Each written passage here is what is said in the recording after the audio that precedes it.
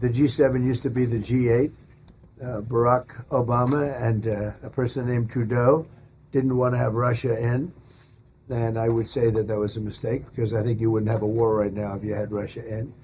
And you wouldn't have a war right now if Trump were president 4 years ago. But it didn't work out that way. But it used to be the G8, and now it's, I guess, what's that, 9 years ago, 8 years ago, it switched over. They threw Russia out, which I claimed was a very big mistake. Even though I wasn't in politics then, I was very loud about it. It was a mistake in that you spend so much time talking about Russia, and he's no longer at the table, so it makes life more complicated. But you wouldn't have had the war. As you mentioned Putin, do you think that he should have a seat at the G7 today, that it should be the G8?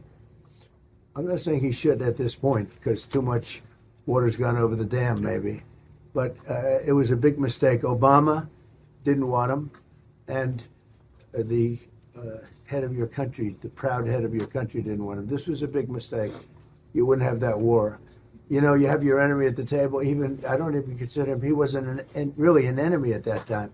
There was no concept. If I were president, this war would have never happened.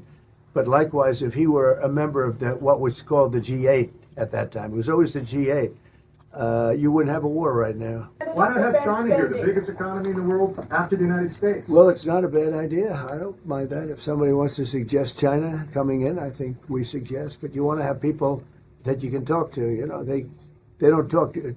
Putin speaks to me. He doesn't speak to anybody else. He doesn't want to talk, because he was very insulted when he got thrown out of the G8. As I would be, as you would be, as anybody would be. He was very insulted.